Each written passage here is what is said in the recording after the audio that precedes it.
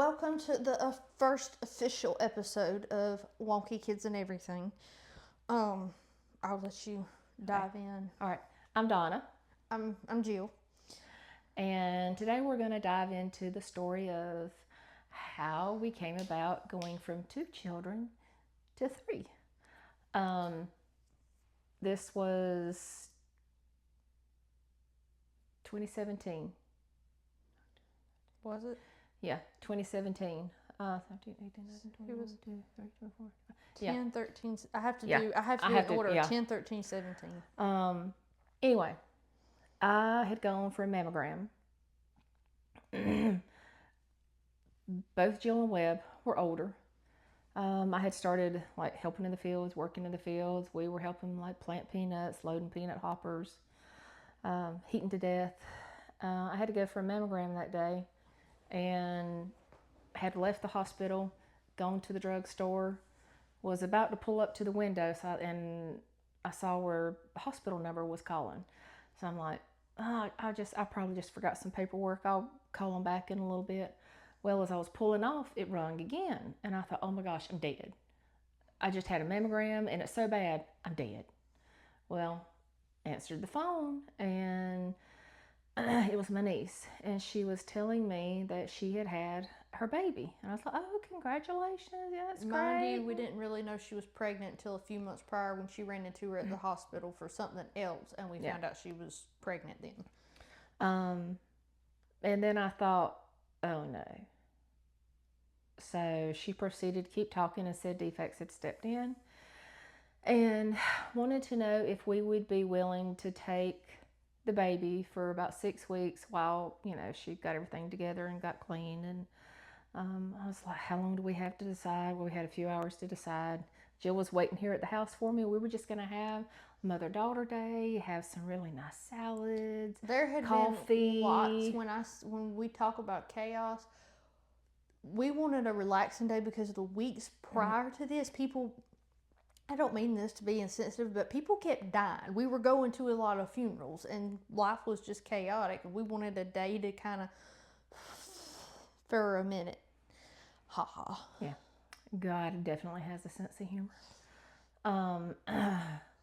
I come flying in the driveway. Jill said she thought somebody was dead. And I finally told her, I walked in the door, I said, come on, I'll tell you when I tell you, Daddy. And I told Alan what was going on. He said, there's a bat in that closet. Just go ahead and knock me out. He said, I'm going back to bed. But anyway, he pretty much told me, he said, listen, a lot of it's going to fall on you. It's your choice and what you do. Jill said, Mama, I'll jump in and help you and everything. So I called defects back, and I told him, I said, yeah, we'll take him.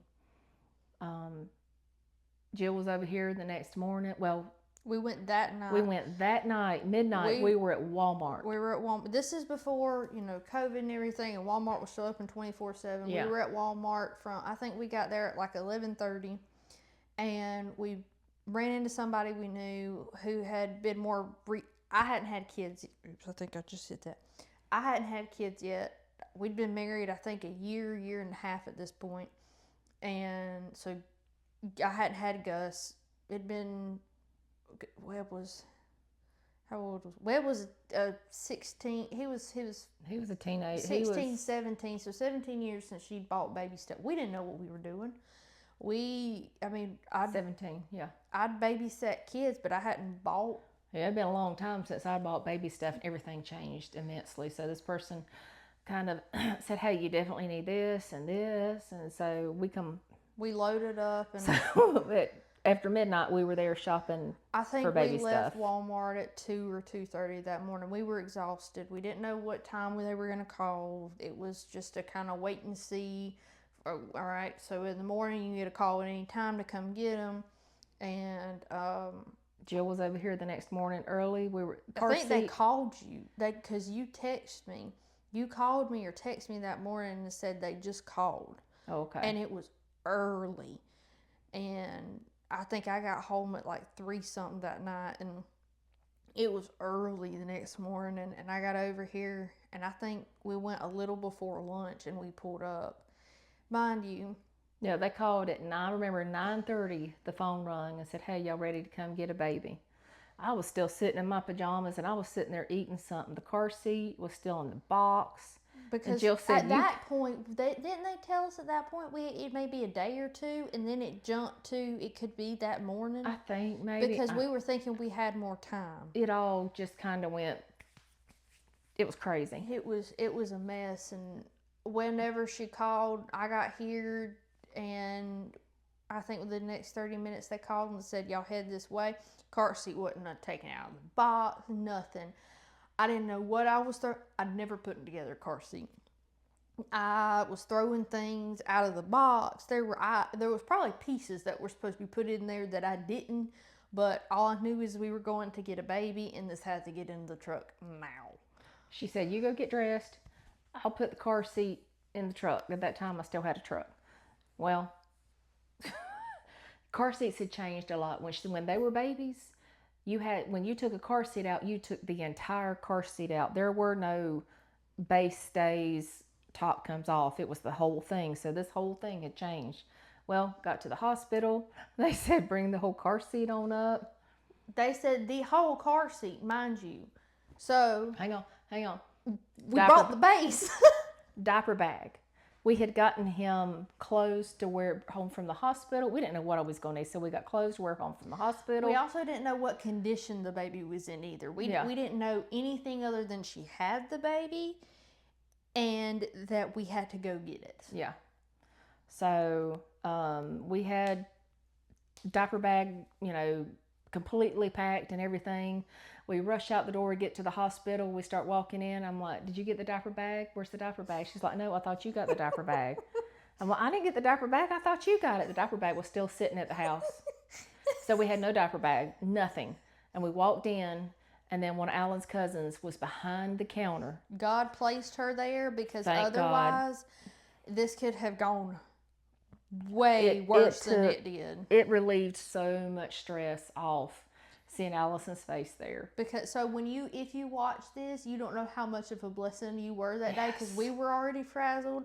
We knew what state they were in, but we didn't know what we were going into. We had an idea, but oh my gosh. But to see you were there, it was kind of okay, somebody's going to help us. Okay. All right. So anyway, we went in the room. The birth mom and birth dad were in there. Jeez. And saw this little old bitty baby. We didn't realize at the time how sick he looked. I think God shielded us from that so that we wouldn't really realize it. We immediately fell in love with him and just wanted to take him out of there, but we didn't see. We saw other stuff, but we didn't see, poor thing, how bad it was. Gosh. And also, when you watch this podcast, if you can't take dark sense of humor, I recommend not watching this podcast, because once you go through a certain amount of stuff, the only way to get through stuff sometimes is dark humor. So it's just, you just have to laugh about it. You just have to laugh about it. And sometimes our stuff deals with sensitive stuff, and this one probably will. It will probably deal with drug addiction, drug addicted baby, and different things like that. So if that's a trigger for you, I would just kind of skip this one to the next one. So, and they won't all be this. There's happy moments in this, and they won't there's all be absolutely hilarious moments like these right here that I was fixing to get into. But they won't all be this gloom and doom in the areas. Oh no! Usually all of our chaotic stuff is hilarious at the same time. We got in there, and we had to be able to figure out how to work the car seat and get it detached from the base, attached. All this stuff by ourselves. They said they could not show us how to do it. The nurses were very patient with us. Yes. I will have to say, normally the hospital that's around here, it's not known for being the best in patience, but God placed these nurses there and Allison there. They were great because they were frustrated at the parents as well as we were, But they were very patient with us because they knew we were there to try and help, but we didn't know what we were doing. No, I looked at one of them. I finally took the car seat out in the hall, trying to figure it out. As Jill went down to put the car seat, she went down to go get the base. Then she come back with the base. No, these poor. She went down to get the whole car seat, and then come back with the whole car seat. Because they told us we needed the whole car seat, including the base. So I brought the base. Well, when the first time I go down there, these poor older women, I don't know what they were there for, but I walked down, I just kind of walked by, and as you do, you kind of go, hey, they had their little styrofoam coffee cups, and they're sitting there, and I come back in. I'm not kidding. When I say I'm dragging the car seat, the straps are all flapping everywhere. They're all on the floor dragging.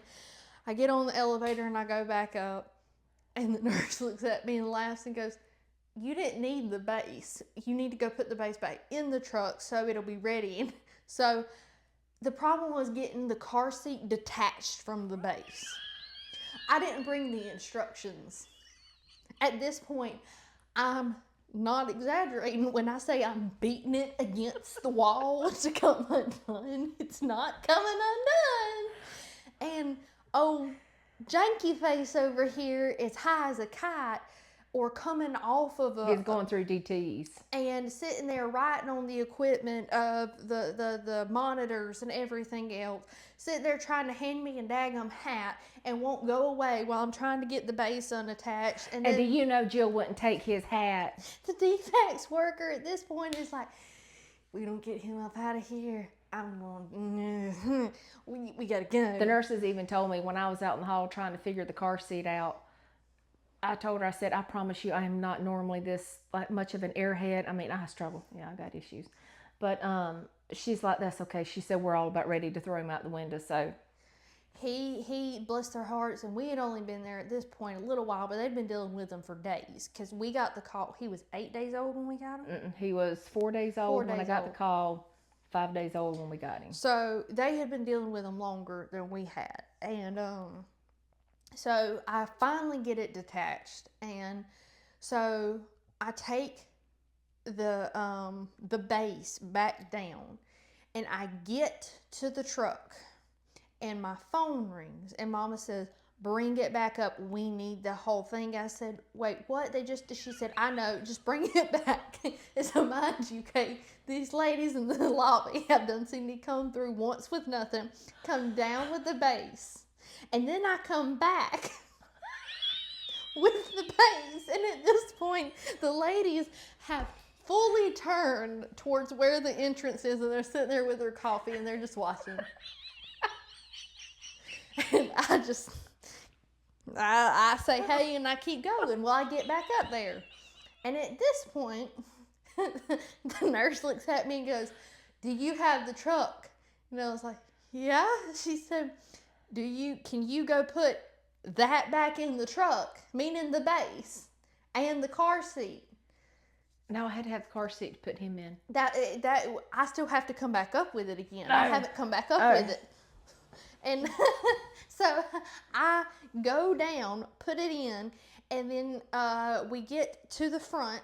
She says, okay, just bring the truck around to the front. So that way all y'all have to do is the truck's parked at the front, and you'll just take it. So here I come with the base and the car seat again. And these poor old ladies, I know at this point have thought I have lost it. And so finally I get in the truck. I get it pulled up, and then she said, okay, just bring the car seat up. So I bring the car seat up. We finally get poor, mind you, they didn't have clothes for True. True is a boy. And they had two. They had little girl clothes on him. Mm-hmm. And not saying that always matters as far as, as long as the baby has clothes, but it wasn't that. It was they had nothing for him. They didn't have a car seat. They had no way. When they left the hospital, their plan was to walk with him. They had no transportation, nobody to pick him up, nothing. So I get up there. We get him put in the truck, And the caseworker looks at me and says, you go pull it to the front, you sit there and wait, and we're going to bring him down, and they're working on getting him discharged. Well, I get in the truck, and I sit at the entrance for a good 30 minutes. And I have had to pull around multiple times because there's other people waiting to pick up. And I can't get a hold of her. And so my worst thought is the state of mind he is in. And he, at one point, they had gone out and he had gotten a fix and he had come back. So he was going through DTs and then he had gotten high again. And so I didn't know I couldn't get a hold of anybody. I didn't know where they were because they had already left the room. So anyways, didn't he ask you about buying him? No. No. The wonderful birth father, whatever, the donator, had asked DFACS if they signed him over that day how much they would pay him for his baby. He asked DFACS that. But while we were in the room, Mr. Smarticles looked at me and just said, oh, it was a mess. He said, aren't you a Christian? I'm like, yeah. He said, this was after he tried to give Jill his hat. He wouldn't stop trying to touch me. No. He just wanted to give you his hat. Anyway, we weren't laughing at the time. It was not funny at the time.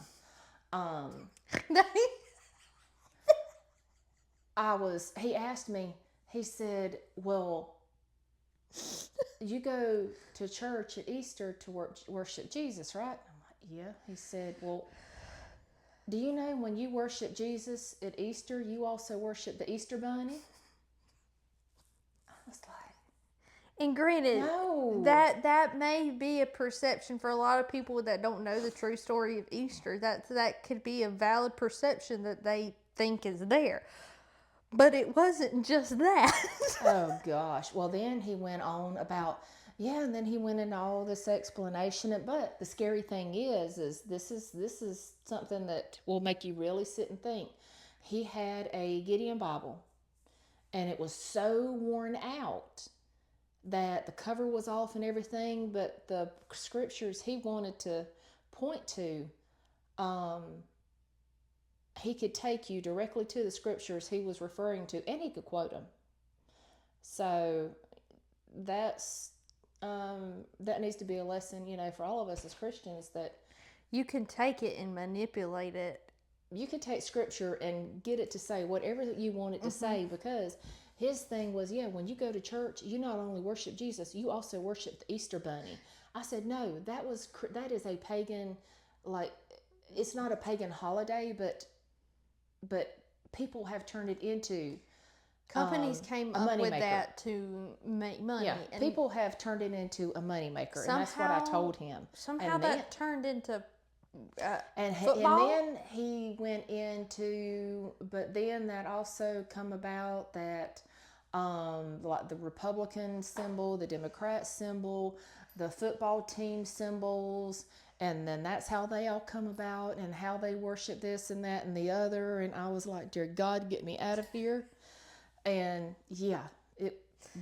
I got very educated by by meth head. It was very interesting. So, anyway, and Jill refused his hat.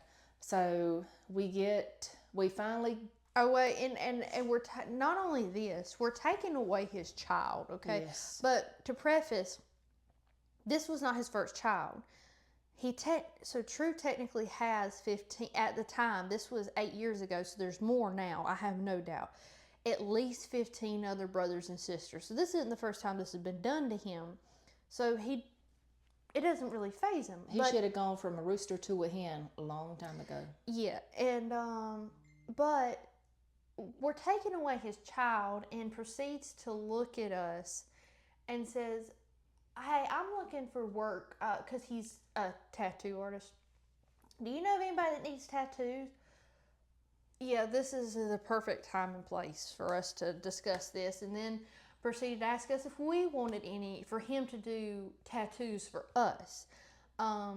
They were also the house they were planning on taking True back to was their drug dealer's carport that had a mattress on the floor and just a laundry room sink as where they were going to bathe him. No heat, no air. It was a carport. It was a carport, and that was what they were planning on taking him home to. Again, the drug dealer's house. So Lord only knows. He wouldn't have made it. He wouldn't have made it. He wouldn't have made it. He wouldn't have made it. But we. Is that what took so long? Was the. Oh, he was wanting to know. He kept asking Ishmael from DFAX, the one that has to deal with all these psychos. He kept asking him how he could legitimize his son. In other words, True had his mom's last name, and the dad, because in the state of Georgia, if you're not married, then the baby automatically gets the mom's last name. And he was ticked because the baby did not have his last name. So he told him 500,000 times how to legitimize his son to get his last name. Basically, what he was looking for was, how can he get my last name so that I can get money? And finally, Ish looked at him and he said, "I've done told you, I don't know how many times, what you need to do." He said, "We're going to sign these papers and I'm leaving and I'm going to get lunch." Because it was well past. We got there about 11:30, and it was well. I can't remember how long we stayed there, but I was getting pretty worried because nobody was answering. I couldn't figure it. I didn't know. The only other person I knew up there was Allison, and I wasn't gonna call her because she's obviously busy with other patients. And so, anyways, they finally come down. And we get him in the truck, and we just pull over to the parking lot to kind of resituate for a minute and regroup. But I will tell you, one of the hardest things I have ever done since I was taking custody of True, I had to be the one to take him from her. So I had to take this baby from his mama, no matter the circumstances, the situation. He was addicted to drugs, you name it, he was addicted to it. I had to take this baby out of his mama's hands and put him in my truck and get in and drive away. And I'll never forget looking in that rear view mirror, them picking their little bags up and walking. I will never forget. It wasn't that there was no stand there and watch the baby drive away. It was just, okay, let's go find our next fix. It was, no matter the situation, to get in a vehicle, drive away with somebody else's baby. It just does something to you. And granted, he was already family because, I mean, we're related to him either way. But we got to the parking lot, and I immediately looked at Mama. I said, "I hope you're ready to raise this baby because this baby ain't going back." I knew once we left and we had seen because there was supposed to be a 6-week reunification period, and every time they would supposed to come and see him or have a meeting or something, you had to pass a drug test. And they couldn't ever pass the drug test. I knew that wasn't going to happen when we left there, and I knew this was going to be. My other thought was, if it does happen, it's going to be way longer than 6 weeks. He's going to be with us a while. Mind you, we were not on an adoption list. We were not on. This one right here had prayed forever that she could have a brother or sister. I told her long ago. I was like, you do know you can quit praying now. Like, we're done. Like, we are officially like done. So it's never too late. God will answer your prayers, even if it's 15 years later. Yes. But it was, now you talk about a life being flipped upside down.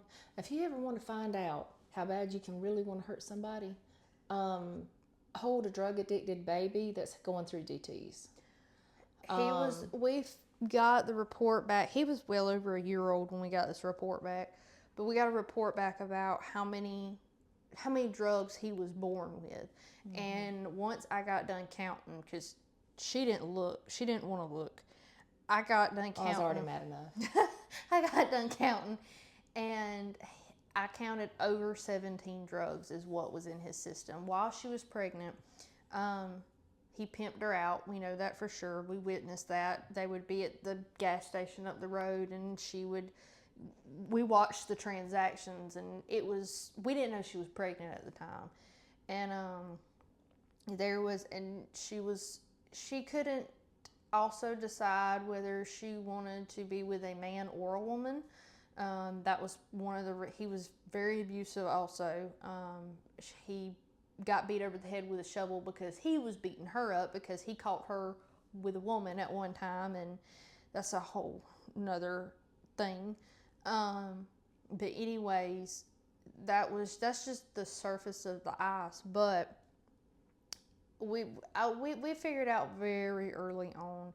I don't know how old he was. He was only he may have been a few weeks old, but honestly, those first few months at least, we were so sleep deprived, and I would go home when I could, but it took both of us swapping him back and forth because he didn't sleep. He was going through DTs constantly. It took him a month to withdraw from the drugs, and the last time he withdrew really bad, he had a seizure. We didn't know what was going on. We didn't know. I'd never witnessed a seizure. Had you ever witnessed a seizure? Oh gosh, I don't even remember. Even if we had, this wasn't a normal seizure. I've seen like people go through them on TV and stuff, like medical stuff. But he was laying flat. He was laying horizontal, and I was sitting on the floor, kneeling down. We were just talking to him, and he got really still all of a sudden. The only way I have ever been able to describe it is he physically levitated off of Mama's lap and dropped. And we didn't know what was going on, and usually you would think, obviously you would realize that was a seizure. No, it wasn't till later when we figured that out, because I'd never seen anything like. I didn't even know that was possible, as far as how he did it and what he did. I didn't know. None of us knew. And I talked with a friend that her husband was a doctor. He was actually their pediatrician, and super smart. And she does a lot with genetics. But anyway, I called her. I was like, hey, this is what's going on. What can I do? She's like, there's nothing you can do. All you can do is love on that baby. You swaddle him, and you hold him constantly day and night. So that's what we did. We swaddled him. He would scream, cry, but because to withdraw is painful. Like, it hurts. So his body was in pain. He was hurting, and there was nothing we could do for that baby. But hold him and love him. We would play music for him. Music would sometimes settle him. Some songs we got so sick of listening to. That would almost be the only way to calm him sometimes. And you couldn't play it at normal volume either. You would have to get it to where the bass would literally rattle the truck, because the rattling, I guess it calmed that nerve. Soothed him. And that's the only way he would calm down. But we were... we didn't take showers for days. Oh my gosh. I look back at some of those pictures. So many of them were us sitting there holding him like. But also, for weeks, your hair would just stay up without anything in it. It was so bad.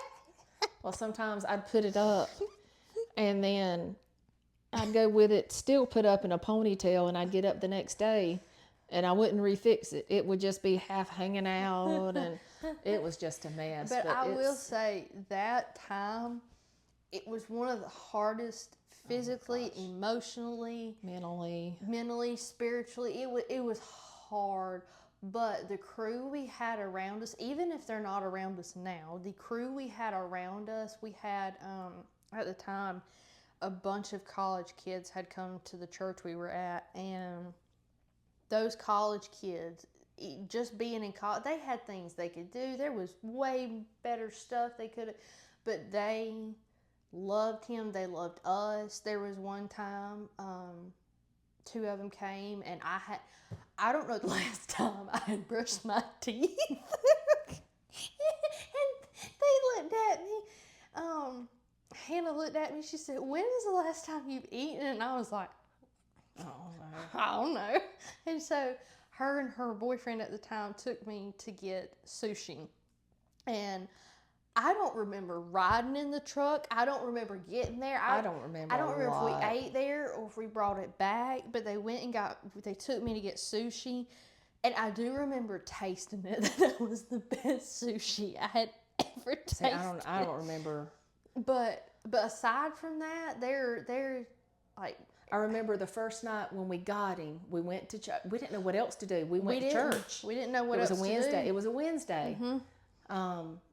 Went to church that night because that's what we normally did. We had never. At that point we hadn't told anybody really what was going on. Mama had told a few people, but most of the church had no clue. So we just show up with this baby. And this will tell you about our lives. When you show up at church and you have this baby and your kids are older, and people say, "Well, whose baby is this?" Well, Don is just taking care of it for a little while ago. Oh, okay. There was no question. That explains so much about our life. There was no question. There was no anything. And at this point, we didn't know. we were just, most of that time is a blur. His first 6 months at least are a good blur. I don't remember much. Mm-mm. I remember bits and pieces up to the first year because it was just because we still had to do visitations and possible visitations, and I was still part-time subbing at a local preschool we had, or they still have, and I had left and she was supposed to have a visitation that day. That was the only time they ever passed. They were visibly high, but they passed the test somehow because there's things you can do to pass the test. Some people will drink bleach. Yes, and DFACS told us this. They will drink bleach, and we're thinking that's what they did because they still smelled. They still looked that. So they got their hands on him, and I was pulling out of the preschool whenever she called me and said they got him. I ran every red light, every stop sign. Ate up every curb. I apologize to the people that I cut off that day. There were no road rules. The way the building sits, it sits kind of awkward. It's straight to the road, but the way the parking lot is, and there's a sidewalk here, and here's the building. I ran straight up on that sidewalk. I was parked crooked. I think I left my truck running. I was running in there to get that baby. There was no stopping. No. And I think I started coming out with the baby. You were walking down the sidewalk. And I told her, I said, "Come on, let's just go. Let's just get out of the parking lot. Let's go." Because my truck was still sitting on the sidewalk when we left. I left it that way. I didn't care. I didn't care. We were getting the baby and we were leaving. That's all there was to it. Because they what'd you say? They always wanted me gone before they come out of the building with the parents because he was known for violence. Yeah. He at one point, this was before crazy. I think before they had broken up whatever they were doing several times before she had him, and at one point was setting people's driveways, like stuff in their driveways, set the trash can on fire. And there was other incidents because he couldn't find her or he was mad or this and that. Anyways, he was known for, if he didn't get his way, and especially with the state he was in, to cause violence. And granted, there were people around and stuff, but we didn't want to chance it with him. Well, see, it's not that he cared about the baby. It's the fact that he saw the baby as a threat to his relationship with the birth mom. So since the baby was a threat, he would have no problem taking out the baby, which means he wouldn't have no problem taking me out since I was caring for the baby. So I had individuals within the system tell me, you make sure you keep... We were protected at all times. Yeah. You keep your little friend with you. We made sure that if we Yeah. went out in public, that we were very vigilant. But we didn't go out much because we couldn't take him any. He had a compromised immune system and still does. But we went to church, and if we went to the grocery store, he was in his carrier. He had something over him, and he was very protected at all times. There was very few people we trusted to be around him, even in the house. It was a very controlled environment at the time, and that because that's what needed to happen. But he Oh, I saw her flying in that parking lot the day that they got their one visitation. It wasn't funny then. It was like we got to go. Like, we got to get out of here. We got to go. But now it is so hilarious. I thought, how many curves did she kill along the way trying to get there? Like she just, but I just remember, Jill, they got to visit. They got to visit. They got to visit. I squalled the whole time he was in there. I had to. And when they got a visit, I had to take he said, I don't know how they did it, but they passed, because it finally got to the point they wouldn't ever show up or anything like that. So he said, just let me call you if they ever happen to get a visit. The one time I did not pack a diaper bag, and they then got a visit. after that visit, True wound up getting E. coli. And it was linked back to them because of how nasty they were, how they were living. So he said, how long was he in the hospital? Oh gosh, I don't remember. So you have a child that so he started therapy from as early, 9 months old he started therapy. Yes. And he has autism. He has high sensory processing disorders. He has eating disorders. He has other sensory disorders. He has a lot of things that he is challenged with.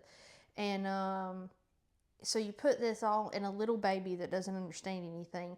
And he had all these wires hooked up to him because he was in the hospital. And it was, did I stay or did you just stay? I can't remember. Did you just stay at the hospital? Mm-hmm. Yeah, I wasn't leaving. I couldn't remember. I may have I think I would. I think y'all switched out for me to like get a shower or something. But yeah, I didn't leave. I couldn't remember. But he was like, it was bad. Like he was bleeding and like he was pooping blood, and it was bad. It was not a. But I don't want this to sound insensitive. But this just further, at this point, they had pretty much already decided that they were going to adopt him. And that he was theirs, and so this pretty much helped seal the deal in cutting them off too. So we don't like that it happened, but because it happened, he was able to get away from them quicker. And he had to be taught to walk, talk, eat, chew, swallow. We had therapies 5 days a week. Some 3 different therapies at one time. Yeah, some were in Valdosta, so we had to drive to Valdosta and do a therapy in the mornings. Then he would take a nap on the way back home, and then we'd come to another therapy.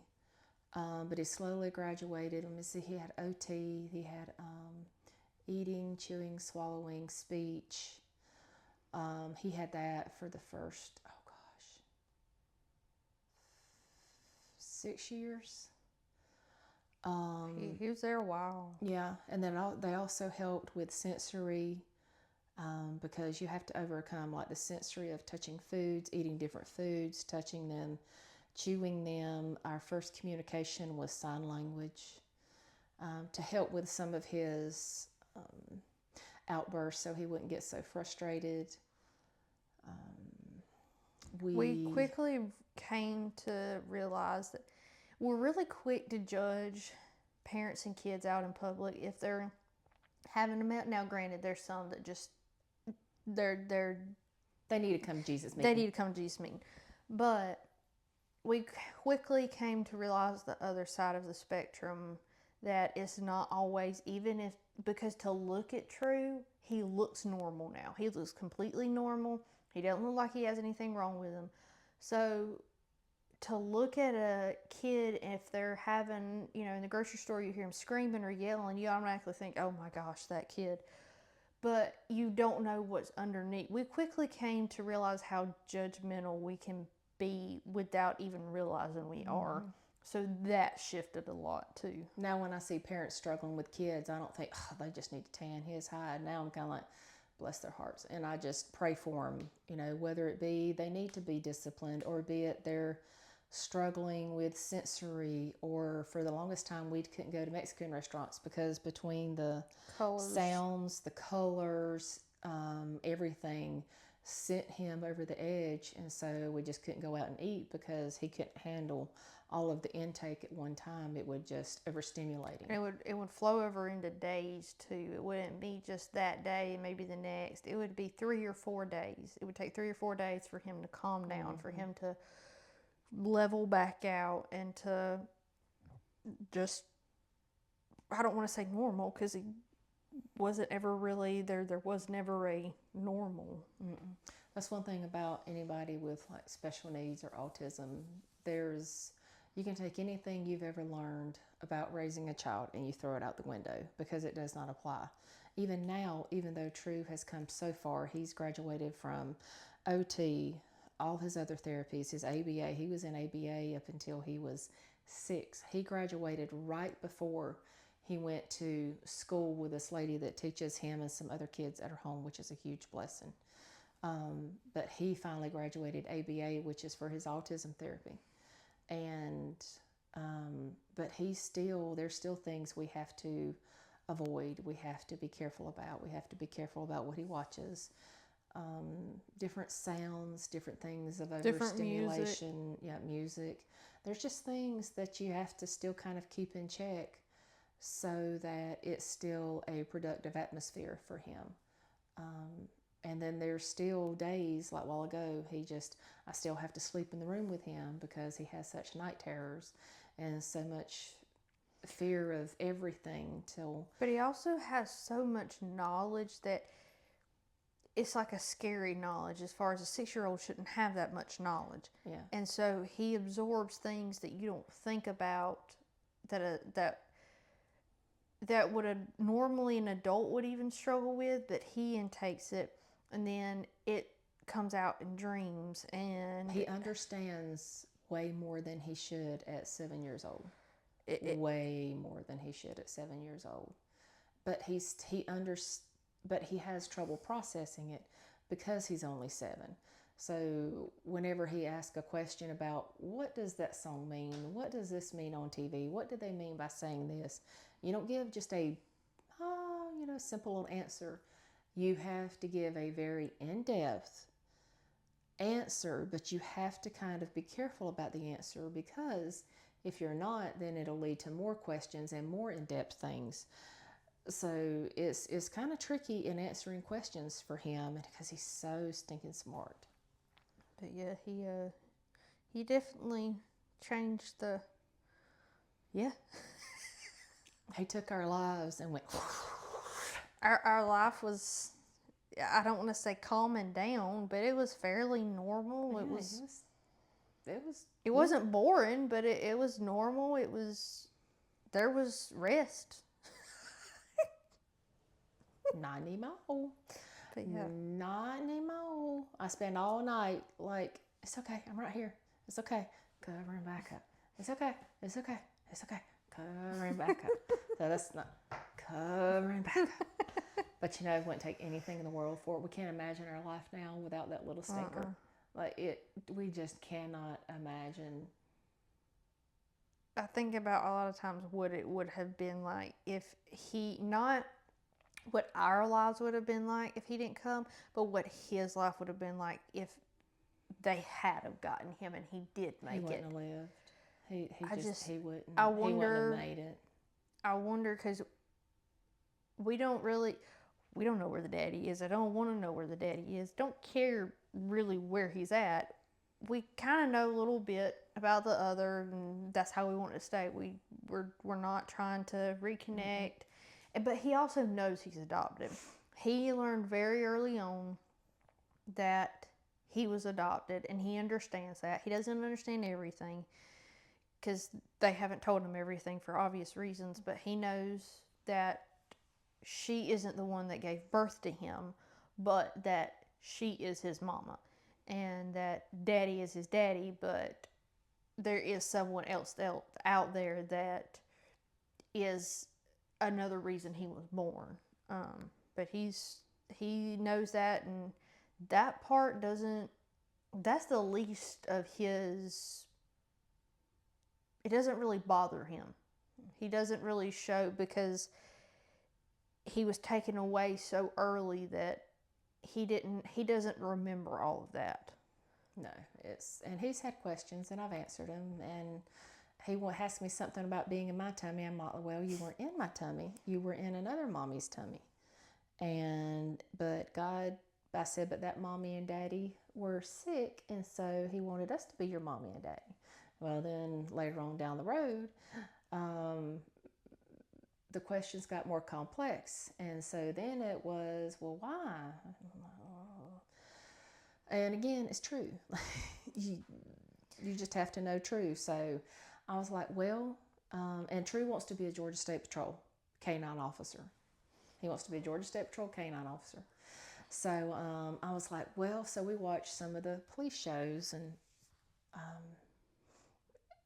I said, well, you know, these people that you see that they take these bad drugs and all that stuff. I said, well, baby, I said, that's what the mommy that you were in her tummy, she had done some of those. And when a mommy takes those, it goes into the baby. And so when you were born, you had some of those in your tummy. He also wanted to know why he had autism, why he's had all these surgeries. That he has struggled with, why he has autism. Yeah. That part he has struggled with. And then why he stays so sick, and why we have to do infusions in his stomach, and why he's had to have all these surgeries, and just everything. And now, you know, his teeth are bad. And so anyway, I told him. Meth was a very big factor. Yeah. It was a consistent drug that was while she was pregnant. Introduced into his system. Yes. So I told him, I said, well, I said, she just took some of those, baby, and it went into your system, and it made your body sick. So that's why you have the autism, and that's why you've had these surgeries in your teeth. And I also told him, I said, listen, just because you have autism, that does not make you who you are. You can be anything in this world you want to be. It's all up to you, what you do. So to sum this all up and to end it on a funny note, I will have to say, I know some are going to want to know like how long the adoption took and all that stuff. God fast-tracked his adoption. I found out I was pregnant a few months after we got him. So, and how old was he when y'all adopted? A year and a half? He was 14 months when we got him, when he was 5 days old. He was adopted when he was 14 months old, which was December the 19th, because you were still in the hospital. I had Gus's birthday is December 17th, and I wasn't going to be able to make it. My original due date was December 23rd, so at that point I thought I was going to be able to be at the adoption, but they wound up inducing me early, and we weren't able to make it, and I was in the hospital. Allison, the one that was at the hospital, our cousin, when we got him, she FaceTimed me while the judge allowed her to FaceTime me while they were in the courtroom, and I was able to watch the whole thing. The adoption process. The adoption. I think I had just gotten that first postpartum shower. I just gotten out of the shower, and my phone rang, and then I think it didn't take long. It was maybe 10, 15 minutes? I don't remember. There's so much that's such a blur till my brain has bits and pieces of it. And I think I miss pieces, you miss pieces, but we're able to make a better picture when we remember. Yeah, it was, But for it to end on a funny note, we didn't come up with his name. He was not True. He was. They named him True Guide, and then his last name. I, the daddy thought that True was God. No, the daddy thought he was God. The daddy, okay, so the daddy thought he was God. And And- that True was a true guide to him. to God. And so his legal first name was True God, last name. And the first question, whenever they figured out they were going to keep him and adopt him, was when can we change his name? And when can we start the process to change his name? So it is no longer True God. That was... And we'd go to sign him into places like new doctors and stuff. We and would be kinda like, have to write God. they'd say, what's his name? True Guide. And the looks on their They'd faces. be like, excuse me? I'm like, yes, and True Guide. we would let them know we didn't choose it. This was not... You can think what you're wanting, because we have thought that as well. It's like, we know. We know. We know. So, but yeah, that was not... So, maybe y'all enjoyed this first. Maybe y'all will enjoy this. This is just... We're learning as we go too. I've done research. I've looked, but... We have no clue what we're doing. We don't. So we have no clue what we're doing. If it wasn't for her, we wouldn't have the setup and the microphones and all that stuff. It's red. Does that mean it's dead? It's red. No, it means it's dying though. Oh, okay. So, but I hope y'all, the ones that were looking forward to it, I hope you enjoyed it. And then I hope, I don't know, still don't know if we're going to do this weekly or bi-weekly. But I hope y'all listen to the next episode. So, Y'all have a good night, good day, whatever it is.